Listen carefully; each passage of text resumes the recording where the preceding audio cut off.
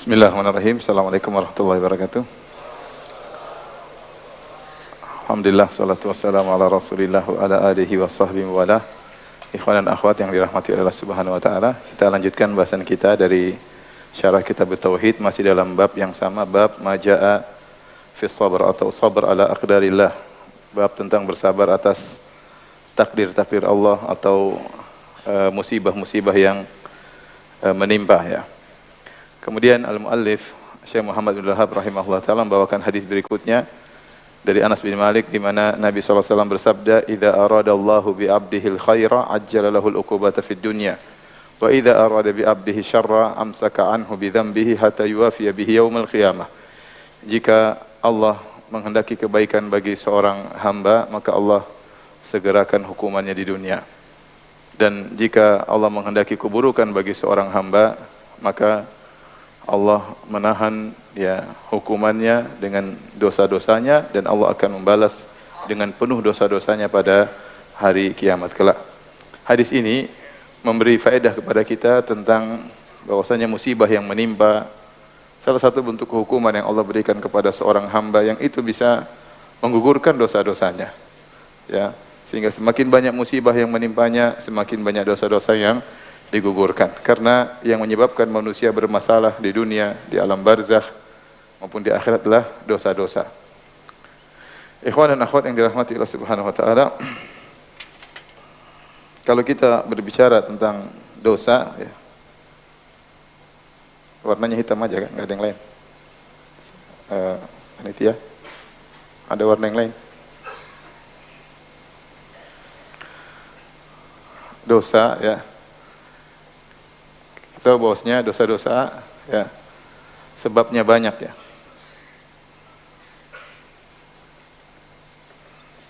Sebab-sebabnya bisa karena dosa mata,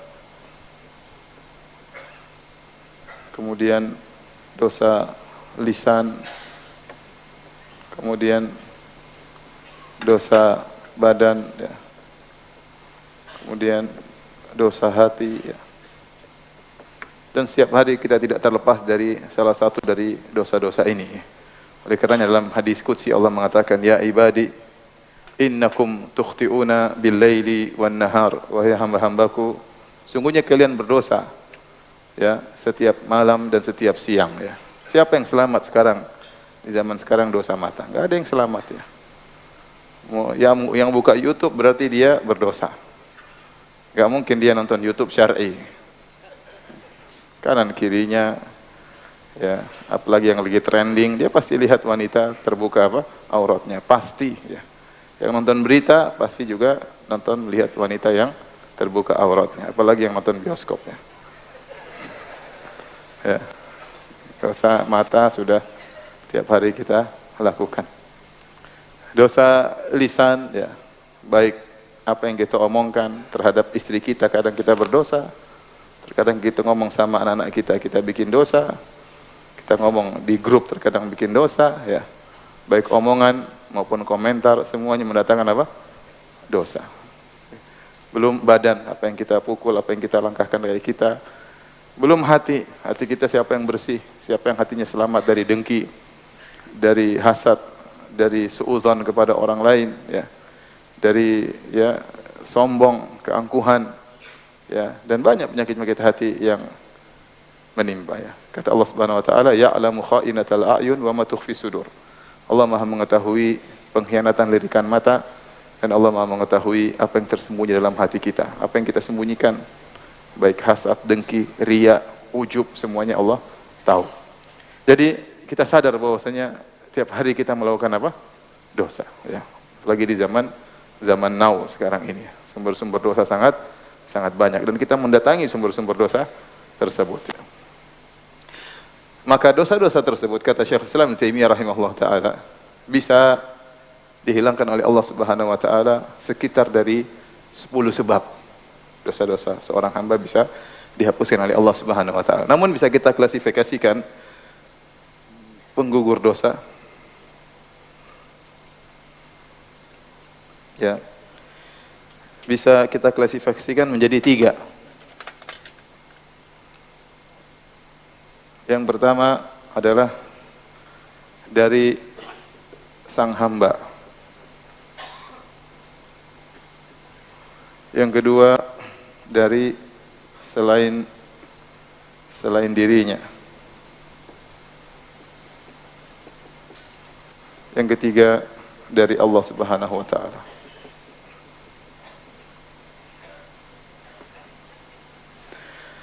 Adapun dosa-dosa bisa gugur dari seorang hamba, dari hamba sendiri, bisa dia lakukan misalnya dengan bertaubat. Kalau dia tidak bertaubat, dia bisa istighfar. Istighfar dia bisa disebut dengan al-hasanatul mahiyah.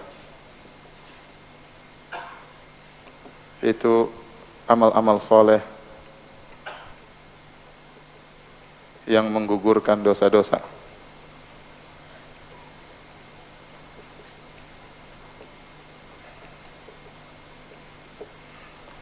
Adapun dari selain dirinya, bisa juga dari beberapa sebab. Contohnya doa kaum mukminin untuknya.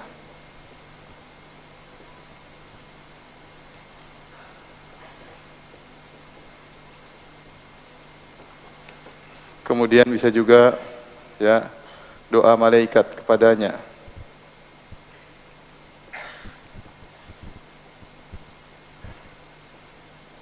Bisa juga ya pahala atau amal soleh yang dikerjakan orang lain untuknya.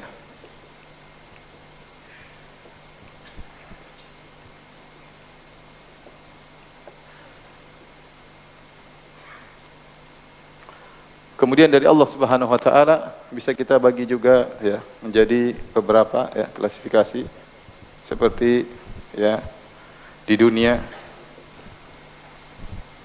Contohnya adalah musibah-musibah.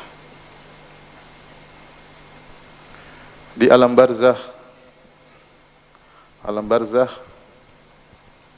seperti dhammatul qabr, himpitan di alam barzakh.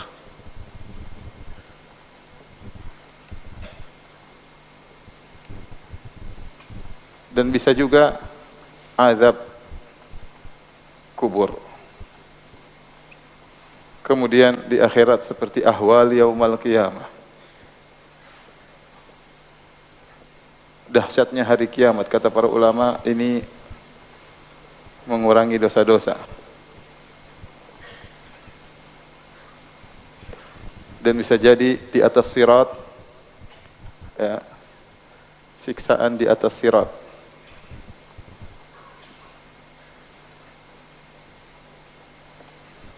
Ya, kemudian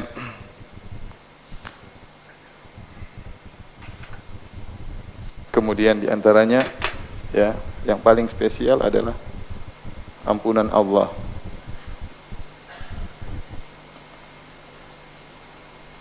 Tanpa sebab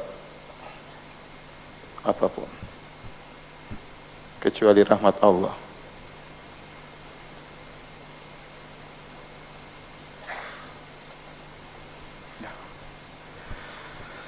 Ini diantara juga adalah syafaat Nabi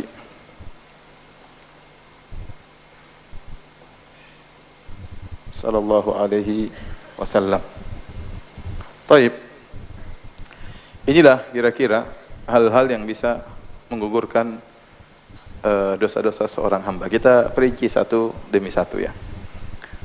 Seorang hamba dosa-dosanya bisa diampuni. Dosa-dosa ini masalah ya. Karena dosa-dosa kata para ulama labbud an yu'athir, pasti memberi pengaruh kepada hati, kepada diri seseorang.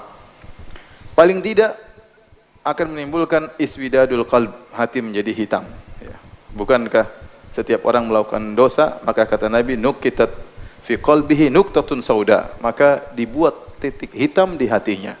Dan kalau seorang selalu melakukan dosa, maka hatinya ya diisi dengan titik hitam, maka dia semakin susah untuk khusyuk. Dia semakin malas untuk beramal soleh, timbul kemalasan luar biasa, ya, kemudian timbul dia pelit, kemudian macam-macam timbul, ya, karena keburukan akan mendatangkan keburukan yang lainnya. Falamma zagu azagallahu qulubahum. Tatkala mereka menyimpang, Allah simpangkan hati mereka. Jika hati seorang hamba ya semakin menghitam, maka dia semakin susah untuk beribadah kepada Allah dengan baik. Susah untuk khusyuk dalam salatnya, matanya sulit untuk mengalirkan air mata. Itu semua gara-gara dosa yang bertumpuk-tumpuk karena apa yang dia lihat, karena apa yang dia dengar, karena apa yang dia komentari, banyak. Yang kedua, paling tidak dosa itu membuang-buang waktu. Habis umur dengan kesia-siaan. Bayangkan seorang masuk di bioskop, dia nonton, buang-buang waktu ya. Pergi ke bioskop, macet di Jakarta 2 jam. Kemudian nonton bioskop, ngantri taruhlah 2 jam. Keluar lagi 1 jam. Total berapa jam? 5 jam ya. Dia buang umurnya 5 jam sekali nonton bioskop. Kalau tiap hari nonton bioskop berapa? Buang-buang umur. Seorang minum khamr, dia minum khamr. Telernya berapa jam? Kemudian tidurnya berapa jam? Bangun masih kepala pusing, masih teler. Berapa waktu yang sudah dia habiskan untuk maksiat? Waktu dia buang-buang begitu saja. Dan ini adalah penderitaan nanti pada hari kiamat kelak. Maka dosa ini pasti memberi pengaruh. Maka seorang berusaha untuk menggugurkan dosa-dosanya. Di antaranya dengan beberapa sebab yang mungkin bisa menggugurkan dosa-dosa. Yang pertama, dia bertobat kepada Allah Subhanahu wa taala. Bertobat. Ya, kita tahu bahwasanya kalau seorang bertobat, maka Allah terima taubatnya, ya.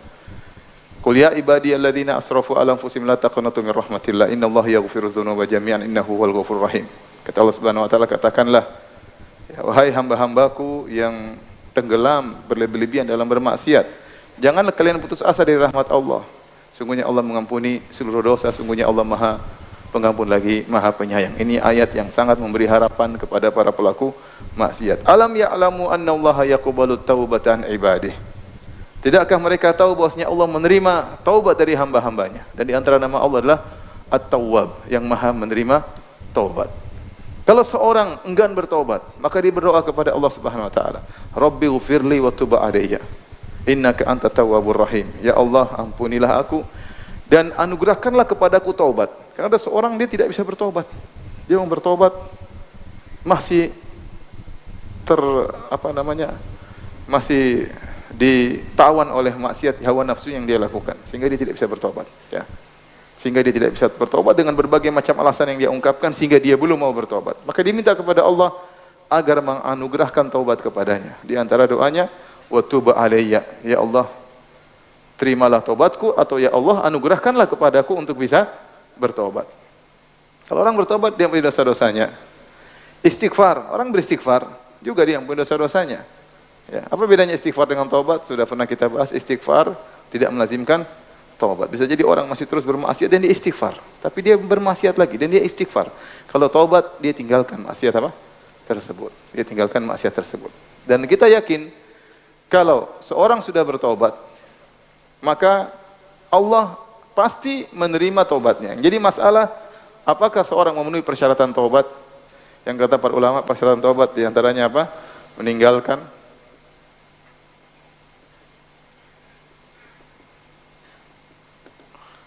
maksiat tersebut, kemudian menyesali, nadam, bertekad tidak mengulangi. Saat kita meninggalkan, ya mungkin kita bertobat, tapi kita menyesali. Penyesalan kita benar-benar penyesalan, ataukah menyesal tidak sungguh-sungguh menyesal, ataukah dalam benak kita mau ulangi lagi, ya repot. Allah Maha tahu. Tapi kalau seandainya seorang memenuhi persyaratan ini, insya Allah diterima taubatnya. Ya. Makanya Ibnu Qayyim mengatakan, tidak boleh seorang meyakini dia pasti diterima taubatnya, karena suatu yang gaib. Dia enggak tahu. Dia hanya bisa husnudzon kepada Allah, Allah akan menerima taubatnya. Tetapi dia memastikan saya pasti diterima taubatnya, enggak ada yang tahu. Kenapa? Karena dia tidak bisa pastikan dia memenuhi persyaratan taubat. Enggak ada yang tahu. Ini perkara yang gaib.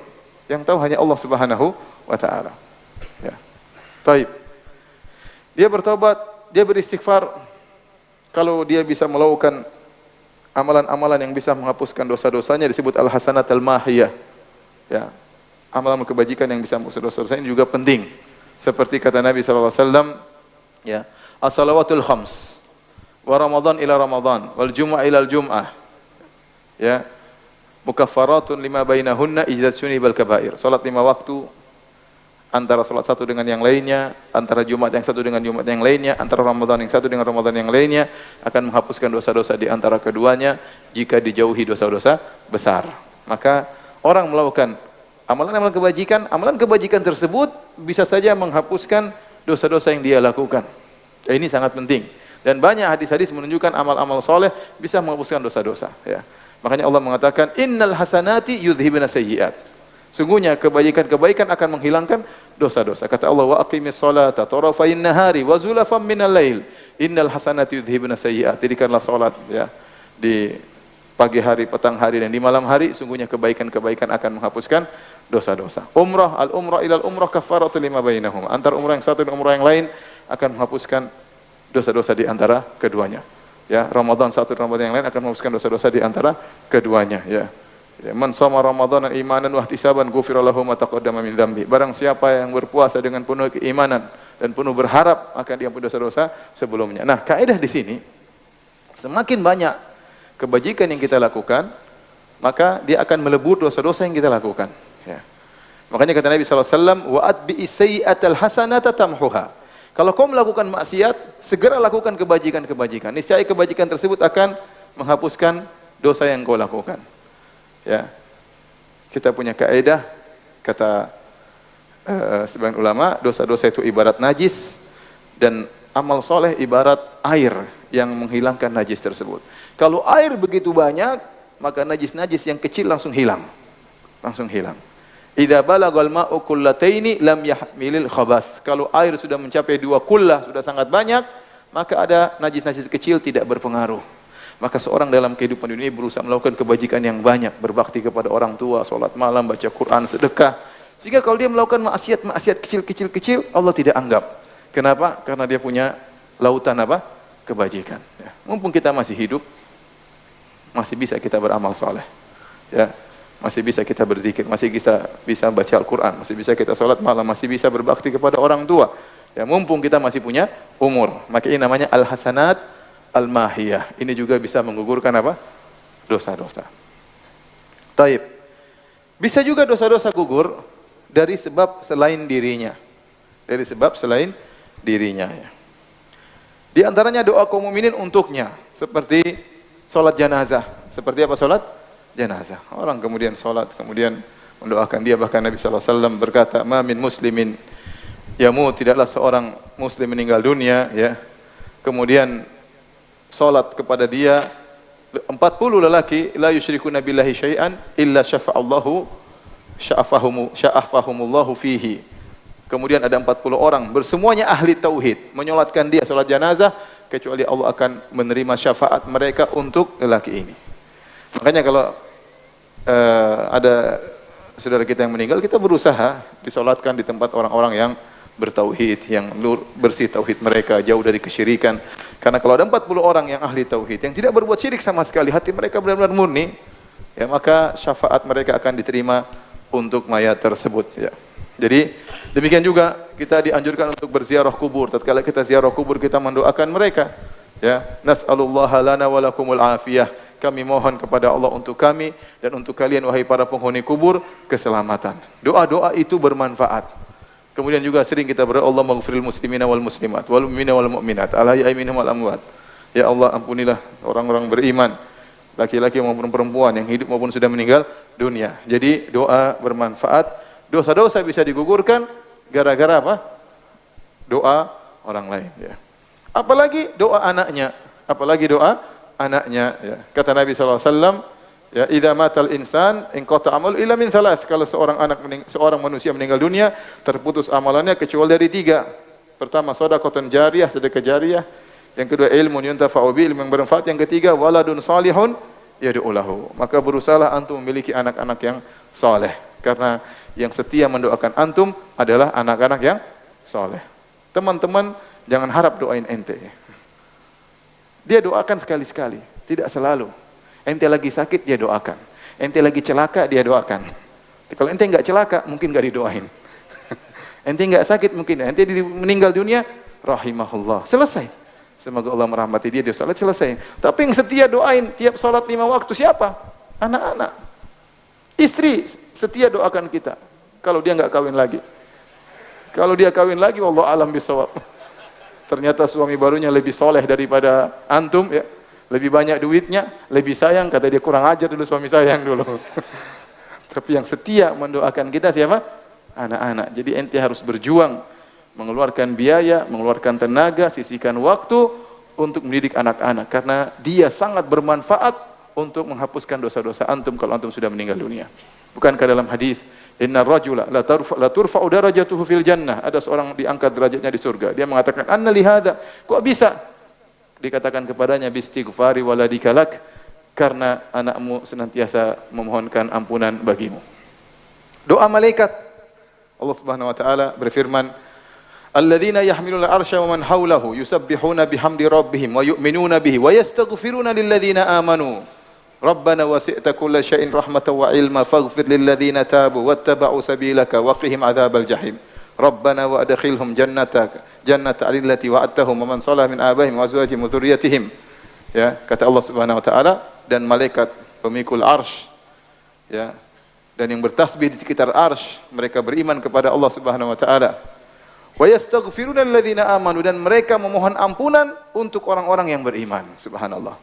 Malaikat mohon ampunan bagi orang-orang yang beriman. Sungguh menakjubkan seorang manusia didoakan oleh para malaikat. Di antaranya, kalau Anda menuntut ilmu, ya. Wa innal alim la yastaghfiru lahu man fis samawati man fil ardi hatta al-hitani fil bahr.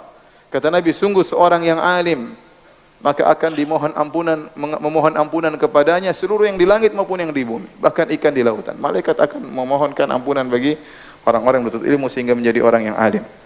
Jadi malaikat juga berdoa agar seorang mukmin dosa-dosanya diampuni. Kemudian di antaranya syafaat Nabi sallallahu alaihi wasallam. Barang siapa yang bertauhid kepada Allah Subhanahu wa taala, tidak berbuat syirik sama sekali kepada Allah Subhanahu wa taala, dia akan mendapatkan syafaat Nabi sallallahu alaihi wasallam. Kata Nabi sallallahu alaihi wasallam, "Inni ikhtaba'tu da'wati syafa'atan li ummati yaumal qiyamah wa hiya na'ilatun insyaallah man mata min ummati la yusyriku billahi syai'a." Sungguhnya aku sisakan doaku yang pasti dikabulkan untuk menjadi syafaat bagi umatku pada hari kiamat kelak. Dan dia akan mencakup, syafaatku ini akan mengenai seluruh umatku yang meninggal dalam kondisi tidak berbuat kepada syirik kepada Allah sama sekali. Kalau Anda ingin mendapatkan syafaat Nabi agar diampuni dosa-dosa, maka jangan berbuat kesyirikan. Bersihkan kesyirikan sekecil apapun, bersihkan dari hati Anda, ya. Syirik amalan hati. Tahu banyak syirik terhinggap dalam hati seseorang. Bahkan seorang sudah belajar tauhid masih ada syirik dalam hatinya. Bisa jadi dia riya, bisa jadi dia ujub, meskipun dia sudah belajar tauhid, meskipun dia sudah hatam kitab tauhid, meskipun dia hafal Al-Quran, meskipun dia hafal kitab tauhid, bisa jadi hatinya tetap terjangkiti kesyirikan, ujub maupun riya. Maka kalau ingin mendapat syafaat Nabi SAW, maka berusaha meninggal, jangan berbuat syirik sama sekali kepada Allah Subhanahu wa taala. Kata Nabi, syafaati li ummati min ahlil kabair. Sungguhnya syafaatku bagi umatku pelaku dosa-dosa besar. Kemudian amal soleh yang dikerjakan orang lain bisa menggugurkan dosa-dosanya. Seperti ternyata antum punya anak yang soleh, antum punya teman-teman yang baik, tahu-tahu dia ingat antum, oh dulu dia baik sama saya, ini saya bersedekah, pahalanya untuk dia. Maka itu dengan ijma ulama sampai. Ijma ulama sampai. Yang khilaf Al-Quran, apakah sampai atau tidak, maka khilaf di kalangan para ulama. Tapi 3 perkara yang disepakati oleh para ulama, yaitu mendoakan orang yang sudah meninggal dunia, kemudian sedekah, kemudian menghajikan dan mengumrohkan. Antum punya anak soleh, ternyata dia punya duit, dia umrohkan atas nama antum, dia hajikan atas nama antum, atau kemudian dia bangun masjid, pahalanya untuk antum, ya ini luar biasa, ya. Atau orang lain, nggak mesti anak antum, siapapun kalau berbuat baik, kemudian pahalanya untuk antum, maka berpahala di sisi Allah Subhanahu wa taala. Saya masih ingat ada seorang pendeta yang masuk Islam gara-gara membaca tulisan Syekh Abdul Razak hafizahullah ta'ala. Kemudian dia tulis surat kepada Syekh Abdul Razak. Surat tersebut kemudian saya terjemahkan bahasa Arab dari pedalaman Kalimantan. Kemudian saya kirim ke Syekh, dan tulisan tersebut sekarang sudah dicetak dalam bahasa Arab, ya.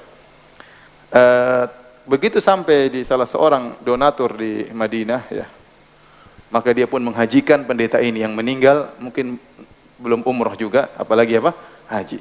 Tapi dia bilang ini pendeta meninggal dunia belum sempat banyak beramal soleh, maka dia pun menghajikan untuk pendeta tersebut. Bukan bapaknya, bukan anaknya, bukan kawannya, bukan siapa-siapa. Tiba-tiba ada orang di Madinah, orang kaya raya ya, yang punya hotel sofa. Antum pernah tidur di situ? Miskin ente, enggak pernah tidur di situ. Kemudian dia hajikan pendeta tersebut yang meninggal dunia. Subhanallah. Saya dikabarkan langsung oleh Syekh Abdul Razak, hafizahullah taala. Bayangkan bukan siapa-siapanya, tapi Allah membukakan hatinya untuk menghajikan dia. Allah berkehendak terserah Allah Subhanahu wa taala. Ini hal-hal ini bisa menggugurkan dosa-dosa orang meskipun yang lakukan apa orang lain. Kemudian ada penggugur dosa yang murni dari Allah Subhanahu wa taala. Ya. Di antaranya di dunia adalah musibah. Ini yang mau kita bahas ya. Kita tunda dulu ya. Musibah ya. Di antaranya di alam barzakh ya. Ada dhammatul qabr. Dhammatul qabr yaitu himpitan begitu orang masuk dalam kubur ada himpitan. Waktu Nabi ditanya, apakah ada himpitan di kuburan? Kata Nabi, kalau seorang selamat dari himpitan kuburan, tentu Sa'ad bin Mu'adz akan selamat. Tetapi Sa'ad bin Mu'adz radhiyallahu anhu yang meninggal, ihtazza arsyur rahman, waktu dia meninggal arsy Allah Subhanahu wa taala bergetar, dia pun mendapatkan apa? Himpitan kubur. Apalagi model-model kita seperti ini. Ya. Dan itu bukan berarti azab, tidak, tetapi itu adalah kesulitan, kepayahan yang dialami oleh seorang dalam alam barzakh, dan itu bisa mengurangi apa? Dosa-dosanya. Sama seperti seorang akan meninggal dunia, dia mengalami sakaratul maut. Bukan berarti dia banyak dosa atau kemudian apa ya, Allah mungkin ingin angkat derajatnya atau Allah ingin menggugurkan apa? Dosa-dosanya supaya dia lebih bersih tatkala bertemu dengan Allah Subhanahu wa taala. Oleh karenanya Nabi SAW saja mengalami sakaratul maut. Kenapa Allah ingin angkat derajat Nabi SAW? Kata Rasulullah SAW, la ilaha illallah, inna lil mauti la sakarat. Demi Tuhan yang tidak ada yang berhak disembah kecuali Allah Subhanahu wa taala, sungguhnya dalam kematian ada sakarat, itu ada syiddah, ada kesulitan, ada kepayahan ya. Kemudian bisa jadi Allah mengurangi dosa-dosa orang dengan azab kubur. Kata sebagian ulama, ada azab kubur, dosa yang dilakukan oleh seorang cuma diazab di kuburan. Setelah diazab di kuburan selesai, di hari kiamat tidak akan diazab. Ada yang dosa diazab di kuburan dan dilanjutkan di mana? Di neraka. Waliyadzubillah ya. Ya, ada sebagian dosa yang cuma di azab kubur, tidak dilanjutkan di neraka jahanam. Kemudian ahwal yaumul qiyamah, tatkala seorang dibangkitkan, ya, kemudian dengan dahsyat yang luar biasa, maka sebagian ulama berpendapat hal itu juga mengurangi dosa-dosa. Kemudian juga tatkala seorang melewati sirat, kata Nabi SAW, di antara yang melewati sirat ada yang langsung lolos, ada yang terjatuh, terjungkal ke neraka jahanam, ada yang terluka oleh kalalib, besi-besi, namun dia selamat. Luka-luka yang dia alami itu mengurangi apa? Dosa-dosanya. Dosa-dosanya tidak sampai membuat dia harus masuk neraka. Cukup dibersihkan di atas apa? Sirat, sehingga badannya terbelah-belah, tetapi dia selamat sampai ke surga. Ini di antara hal-hal yang menggugurkan dosa. Yang paling agung adalah ampunan Allah Subhanahu wa taala. Ya, dalam hadis Allah menyuruh orang-orang beriman beri syafaat, malaikat beri syafaat, orang beriman beri syafaat. Semua sudah selesai, baqiya syafaatul arhamur rahimin. Tinggal syafaat Allah Subhanahu wa taala, maka Allah memberi syafaat kepada sebagian ya hamba-hambanya yang ada di neraka untuk dikeluarkan. Atau bisa jadi seorang harusnya masuk neraka, Allah ampuni sehingga dia tidak jadi masuk apa? Neraka. Allah ampuni dengan tidak ada sebab darinya kecuali karena rahmat Allah Subhanahu wa taala. Perhatikan di sini, ikhwani fillah, akhwati fiddin, azanillahu iyyakum. Di antara hal-hal yang bisa mengurangi dosa-dosa, di antaranya apa? Musibah. Musibah. Dan bisa jadi seorang dia bertobat, tapi dia tidak tobat, dia tidak melewati seluruh dosa-dosanya. Banyak dosa, sebagian dosa kita ingat, sebagian dosa kita enggak ingat. Saking banyak kita melihat yang haram, saking banyak lisan kita menggibah, ya, sehingga kita terkadang tidak sempat bertobat. Bahkan terkadang kita tidak merasa berdosa karena saking biasanya. Sehingga tidak gugur. Amal kita tidak bisa menggugurkan, istighfar kita istighfar sambal, tobat kita tobat hangat-hangat tai ayam katanya. Semuanya tidak bisa menggugurkan dosa-dosa yang kita lakukan. Ternyata banyak, masih banyak. Maka di antara rahmat Allah, Allah kasih musibah-musibah. Yang musibah-musibah tersebut akan menggugurkan dosa-dosa yang ternyata belum bisa gugur. Karena tobat kita yang mungkin kurang kuat, atau banyak dosa-dosa yang sudah kita lupakan, bahkan kita tidak merasa berdosa, maka Allah kasih musibah-musibah yang bisa menghapuskan dosa-dosa tersebut. Ya. Tapi kalau sudah tolong dihapus.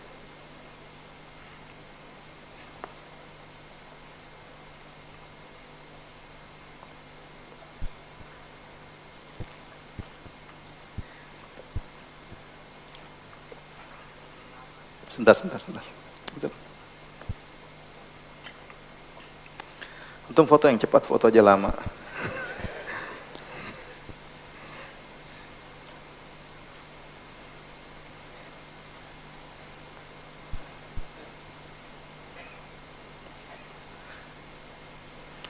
Taib, silakan dihapus.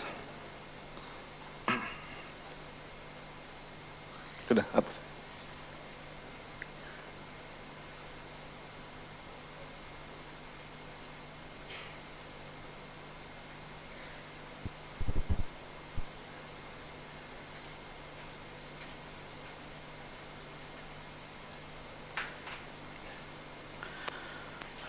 Jadi ikhwan dirahmati Allah Subhanahu wa taala ya.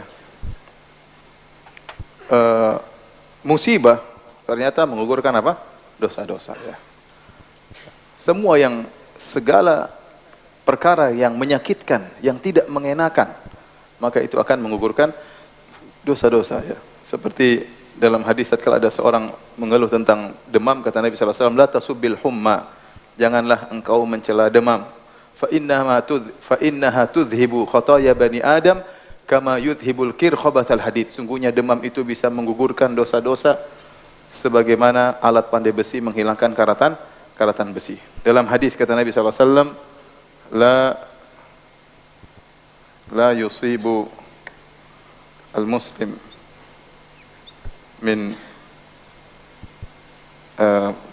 wasabin wala nasabin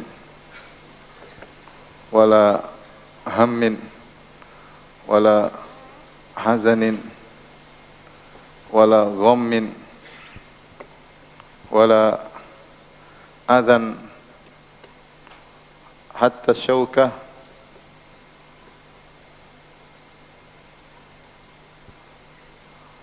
yushakuha illa kaffarallahu bihi khatayahu. Jadi kata Nabi sallallahu alaihi wasallam dalam hadisnya, tidaklah menimpa muslim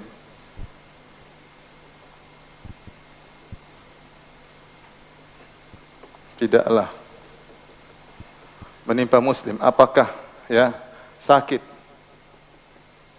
satu atau letih dua ya, atau ham ini kekhawatiran tentang masa depan,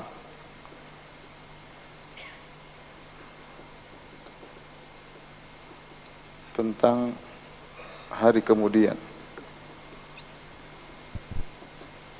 Berapa ini? 3. Wala hazanin. Hazan adalah kesedihan tentang masa lalu.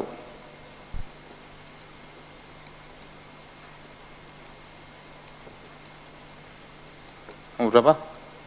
4. Wala ghammin. Ghammin itu kegelisahan hati.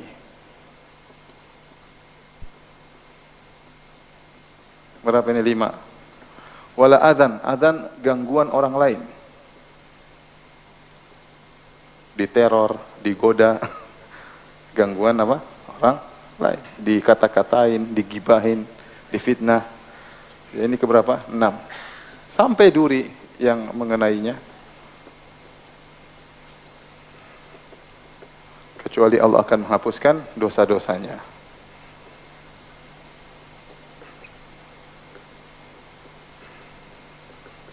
Ini contoh beberapa bentuk-bentuk musibah yang dialami oleh seorang. Di antara bentuk Allah menghendaki kebaikan baginya. Ya. Kata Nabi SAW dalam hadis yang lain, man yuridillahu bihi khairan yusib minhu. Barang siapa yang Allah ingin kebaikan baginya, Allah kenakan musibah baginya. Allah kenakan musibah baginya, ya. Ya, makanya orang yang paling banyak musibahnya orang-orang soleh, para anbiya dan yang lainnya. Kata Nabi, tidaklah seorang muslim ditimpa dengan sakit apapun, pilek, ya, kemudian panas, ya, kemudian apalagi penyakit-penyakit yang besar, penyakit-penyakit yang besar. Oleh karena kita dapati sebagian ulama terkena penyakit yang keras, seperti sebagian ulama terkena penyakit kanker di masa tuanya. Ya, tidak lain untuk benar-benar menghapuskan apa? Dosa-dosanya. Nabi SAW terkena penyakit, ya, diracun pada tahun 7 Hijriah, kemudian baru terasa tahun 11 Hijriah. Ya, dan itu selalu sesekali menyerang Nabi SAW sampai puncaknya sebelum beliau meninggal dunia, ya. Seperti banyak, ya. Hasan bin Ali radhiyallahu anhu diracuni, dan banyak, ya, para sahabat yang sakit bahkan terkena kecelakaan dan yang lainnya. Kemudian nasab, bahkan keletihan, letih dalam bekerja, letih dalam berusaha, letih mengurus anak istri, ya, letih dalam mengurus sesuatu, semua keletihan, keringat yang keluar, kepayahan, keletihan, capek mikir, semuanya maka mengurangi apa? Dosa-dosa. Khawatir masa depan, ini bagaimana anak saya besok, ya, bagaimana saya besok pekerjaan, bagaimana nasib ini, nasib anu, bagaimana kondisi masyarakat, banyak kita pikirkan tentang masa depan, kita khawatir, tidak tentram, tidak tenang. Itu namanya aham. Dan itu juga mengurangi apa? Dosa-dosa. Hazan, tentang masa lalu, selalu teringat tentang nostalgia yang masa lalu, membuat sedih, ya, membuat gelisah, ingat anak yang sudah meninggal dunia, ingat usaha yang kemudian hancur, ingat macam-macam, membuat kita sedih, ingat ditipu kawan, ya. Ternyata ikhwan juga menipu misalnya. Dan macam-macam masa lalu ini juga mengurangi dosa-dosa. Ghammin, tiba-tiba kegelisahan, hati enggak tenang, enggak tahu sebabnya apa. Ternyata hati enggak tenang, gelisah. Ternyata itu sebab Allah menghilangkan apa? Dosa-dosa. Kemudian azan, gangguan orang banyak, ya. Gangguan orang, dihina, direndahkan, dibohongin, ditipu, ya, disakiti dan yang lainnya, sampai duri yang mengenainya, kecuali Allah akan menghapuskan apa? Dosa-dosa. Jadi ini semua diantara bentuk-bentuk musibah bisa menghapuskan dosa-dosa. Ingat, kita tidak berharap dikasih musibah. Ya, kata Nabi SAW, la tatamannau liqa'al adu. Jangan kalian berangan-angan bertemu dengan musuh. Kita ingin al-afiyah, selamat. Allah ampuni tanpa sebab. Kita ingin seperti itu. Tapi terkadang tidak demikian ceritanya. Terkadang Allah mengampuni dengan cara mengasih apa? Musibah, dikasih ujian, dikasih penderitaan misalnya. Kita jangan, kata Nabi, jangan berangan-angan bertemu dengan musuh. Tetapi kalau kau bertemu dengan musuh, fasbiru, bersabarlah, ya. Kokohlah, fasbutu, kokohlah, ya. Taib, ini semua bentuk-bentuk musibah yang bisa mengurangi dosa-dosa. Jadi antum tahu bahwasanya kalau Allah berkehendak kebaikan pada seorang, Allah timpakan musibah baginya. Berarti Allah masih sayang sama dia. Allah ingin menghapuskan dosa-dosanya daripada dia bertemu dengan Allah penuh dengan apa? Penuh dengan dosa. Taib, kemudian sabda Nabi SAW, wa idza arada Allah bi 'abdihi syarra, jika Allah berkehendak keburukan bagi seorang hamba, maka Allah akan tahan dia dengan dosanya sampai Allah akan balas dosa-dosanya pada hari kiamat kelak. Ada pembahasan panjang tapi saya tidak ingin bahas. Coba hapus karena kita ingin selesai bab ini. Tolong dihapus, ya. Yang foto jangan lama-lama.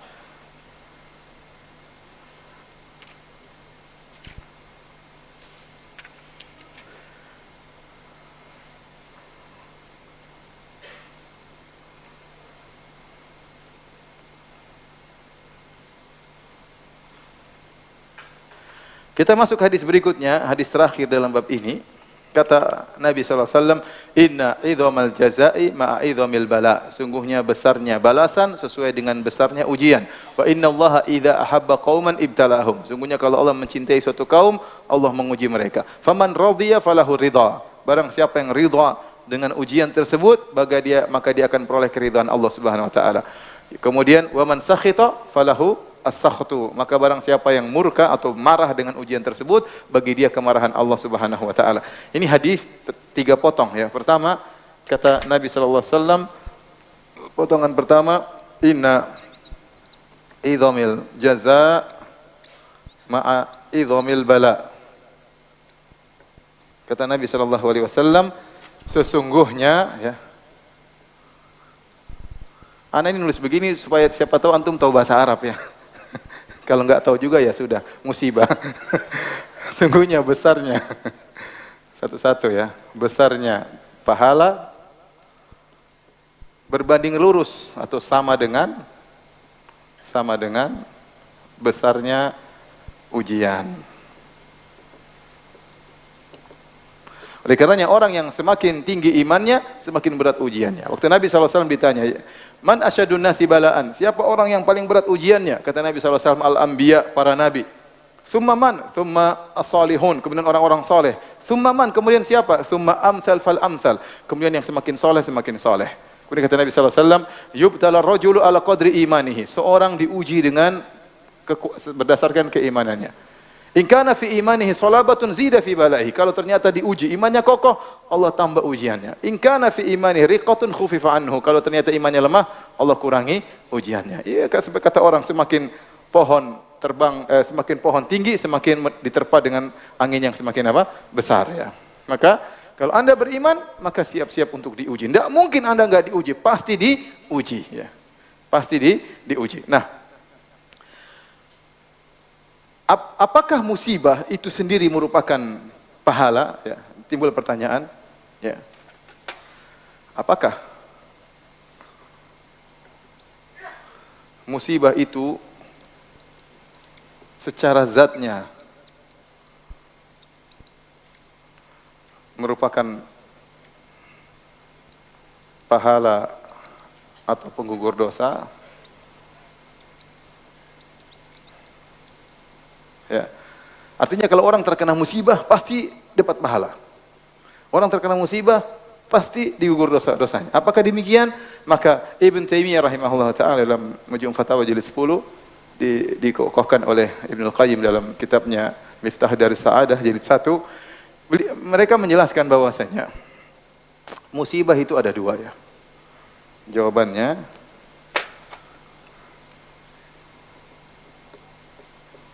musibah ada dua. Yang pertama,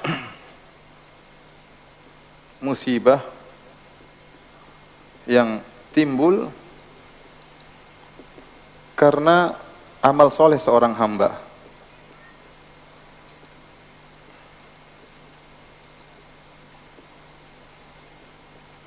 Yang kedua, musibah yang timbul bukan karena peran seorang hamba.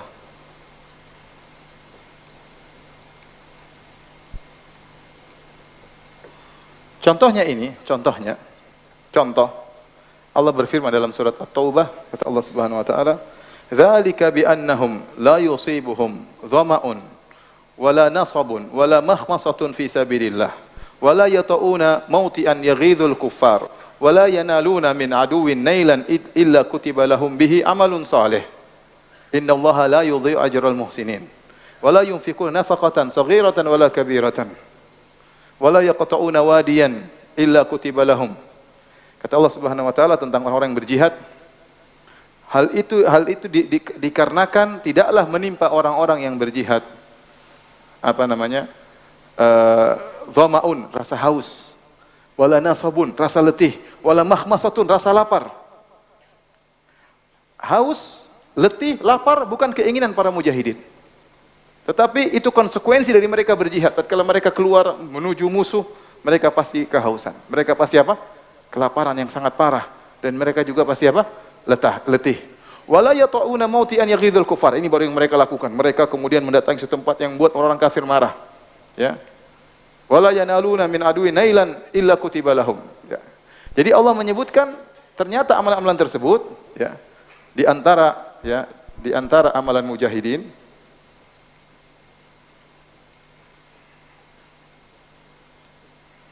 mujahid yang Allah sebutkan dalam surat Taubah tersebut, di antaranya mereka berinfak misalnya, di antaranya mereka berjalan melewati lembah-lembah, wala yaqta'una wadiyan, melewati lembah-lembah. Ya. Di antaranya masuk ke medan pertempuran.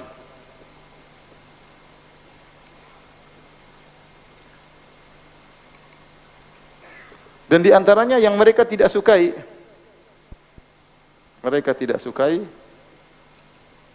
seperti apa? Haus, capek, dan apa? Lapar. Nah, kata para ulama, ini haus, capek dan lapar, kata Syekh Islam Ibnu Taimiyah, ini musibah. Musibah ini muncul gara-gara mereka berjihad, paham? Musibah ini muncul gara-gara mereka berjihad. Dan Allah menyatakan setelah menyebutkan tentang ini semua, illa kutiba lahum bihi amalun soleh. Maka semua yang mereka alami ini menjadi amal apa?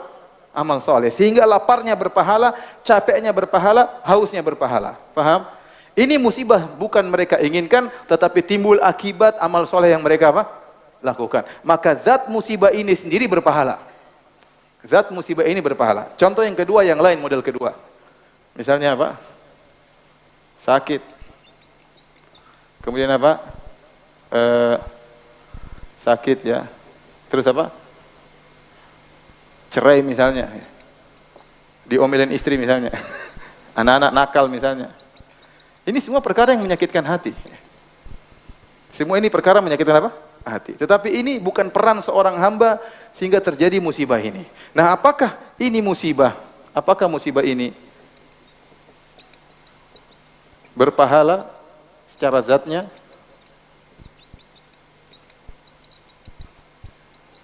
Yang benar tidak. Yang benar tidak. Seorang hanya dapat pahala dari ini kalau dia bersabar. Paham? Maka ada kemungkinan dua. Kemungkinan sabar, maka pahalanya pada sabarnya.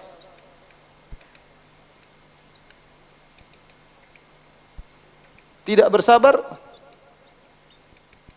bahkan apa? Dosa. Musibah tersebut tidak menjadi pahala baginya. Dan ini pahalanya karena namanya seorang pahala itu apa yang dia lakukan. Enggak mungkin Allah tidak kasih pahala begitu saja, tapi harus ada sebab yang dia lakukan. Nah, Allah menciptakan musibah-musibah ini, maka tidak menjadi pahala secara sendirinya. Tetapi pahalanya ditinjau dari bagaimana sikap dia terhadap menghadapi apa? Musibah ini. Paham? Maka orang terkena musibah bukan berarti dosanya langsung diampuni. Enggak. Lihat bagaimana dia.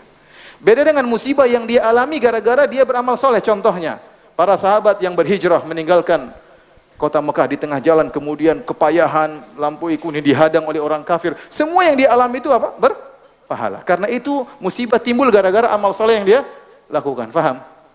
Contohnya seorang berdakwah, kemudian sekali berdakwah, kemudian dia dilempari, kemudian dimaki-maki, dihina.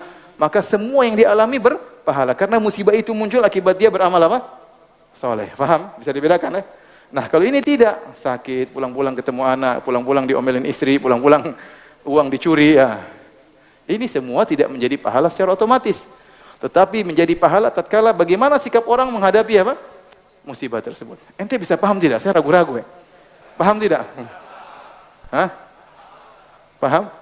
Siapa yang bisa jelaskan? Azan kah?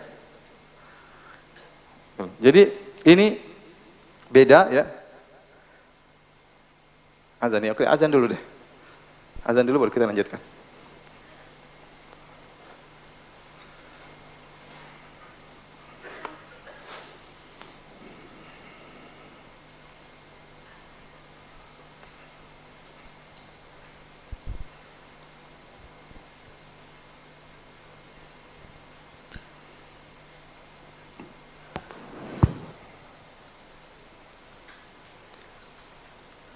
Allahu Akbar, Allahu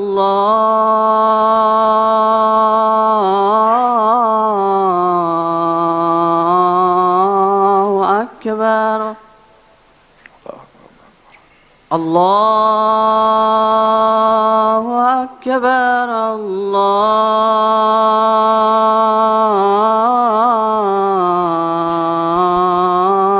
Akbar. أشهد أن لا إله إلا الله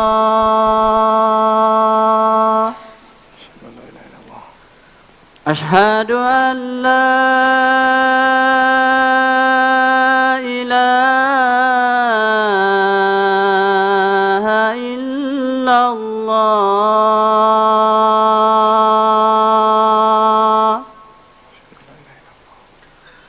أشهد أن محمدا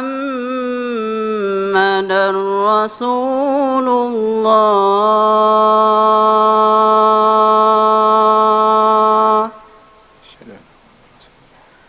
أشهد أن محمدا رسول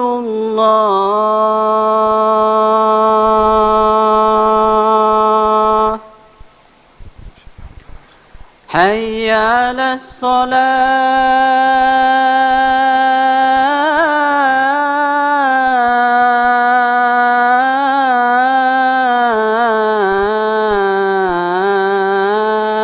الصلاة حي على الصلاة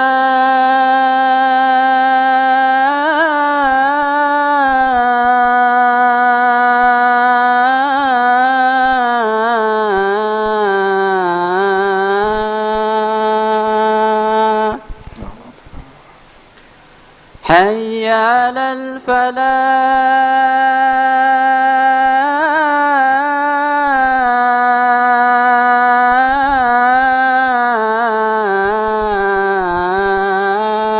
الفلاح حي على الفلاح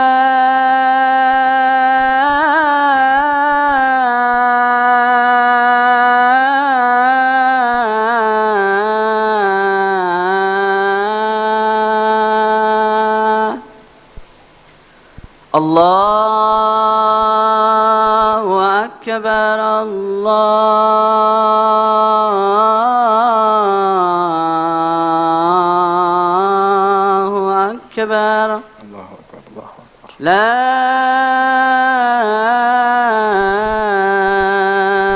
إله إلا الله La ilaha illallah, Allahumma salli ala Muhammad, Allahumma barik ala Muhammad. Baik, kita lanjutkan.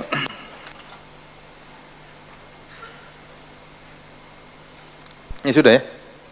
Sudah di foto? Sudah? Sudah belum? Sudah.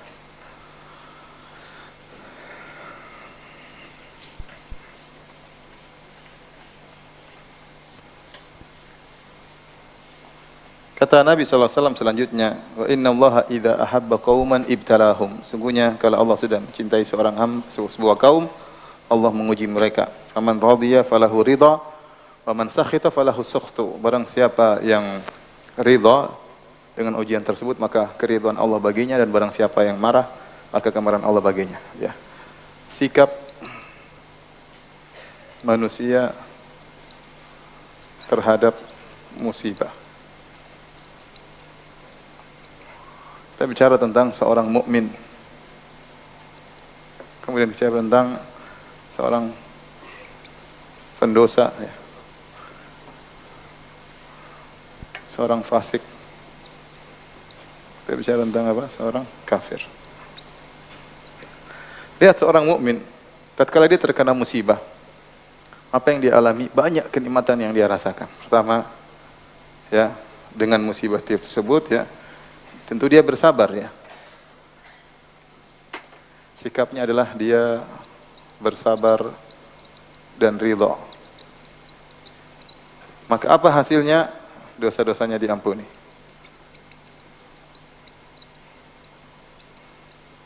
Dia kembali kepada Allah.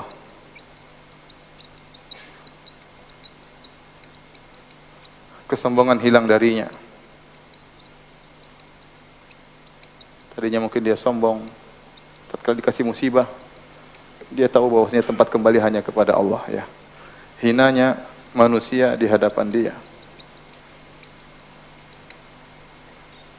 Hanya Allah tempat kembali.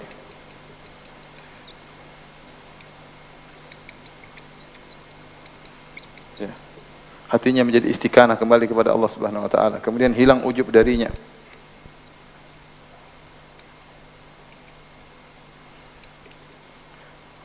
Husnuzan kepada Allah Subhanallah, dan lain-lain. Ya, banyak sekali ibadah-ibadah yang luar biasa yang dia dapatkan. Ya. Banyak sekali ibadah yang dapat dia dapatkan. Makanya saya pernah sampaikan khilaf di antara para ulama tentang Anda sih, ini nggak ada kaitannya. Intinya banyak sekali ibadah-ibadah yang bisa dia dapatkan, dan ini maka kita semakin sadar bahwasanya innallaha idza ahabba qauman ibtalahum. Sungguhnya Allah kalau mencintai suatu kaum, Allah menguji mereka. Karena kalau mereka dikasih musibah akan muncul hal-hal ini. Dan itu ibadah tersendiri yang sangat luar biasa yang tidak dirasakan oleh orang yang tidak terkena musibah. Yang tidak dirasakan oleh orang yang tidak terkena musibah. Seorang mungkin dikasih kenikmatan. Dia sholat malam terus. Dia diberi nikmat, alhamdulillah bersyukur. Tapi begitu kasih musibah, sholat malamnya lebih khusyuk. Itu udah pasti. Lebih khusyuk. Dia lebih kembali kepada Allah. Mungkin dia lebih bisa menangis kepada Allah Subhanahu wa taala. Yang mungkin tidak dia rasakan tatkala dia dalam kondisi nyaman dengan harta ya. Ya. Susah memang orang dikasih harta banyak terus sering nangis, susah memang. Biasanya yang sering nangis yang enggak punya duit. Yang dililit utang. Nangis kepada Allah Subhanahu wa taala. Kalau duit banyak ya santai-santai aja. Tapi ada juga yang sudah banyak duitnya tetap aja suka menangis ya. Baik, adapun yang fasik, dia tidak bersabar, dia marah. Marah. Lihat apa yang dia dapatkan. Terkadang dia berkata, kenapa saya harus diginikan oleh Allah? Kenapa saya harus diuji? Atau dia bercerita tentang kepada orang lain, orang tersebut tidak berhak. Tersebut tidak berhak untuk diuji demikian. Dan ini kata-kata kufur. Ya, bagaimana dia protes tentang keputusan Allah Subhanahu wa taala. Ya. Musibahnya tidak menggugurkan dosanya.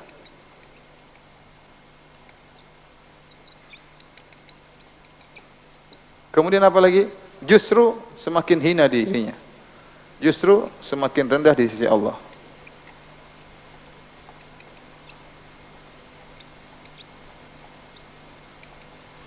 Kadang dia merobek ininya, bajunya dan macam-macamnya. Ini orang fasik ya.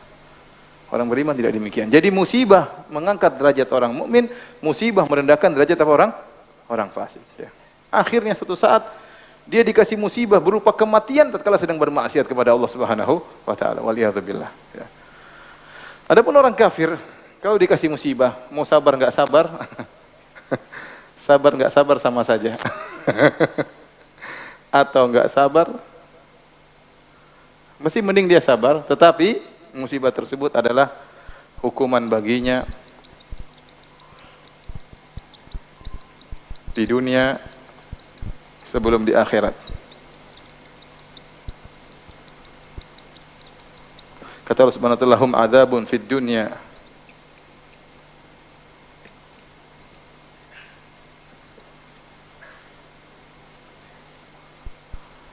wa lahum fil akhirati asyaq.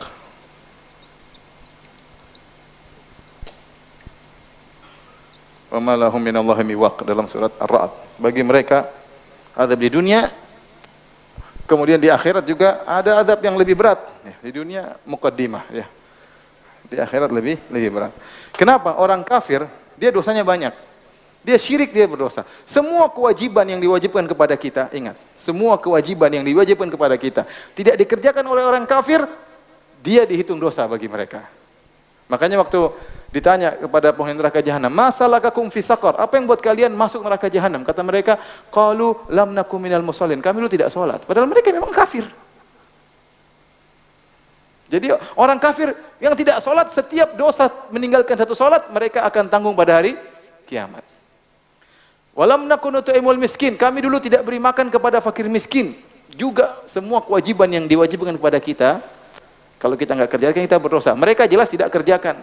Maka semua mereka tanggung apa? Dosa. Pertama ini paham. Yang kedua, semua keharaman yang mereka lakukan, minum khamar, zina, berdusta, syirik kepada Allah, kufur kepada Allah ya. Dan macam-macam kemaksiatan yang mereka lakukan, mereka habis-habiskan umur mereka untuk bermaksiat, semuanya dosa. Akan dibalas oleh pada hari kiamat. Ya. Waliyadzubillah ya.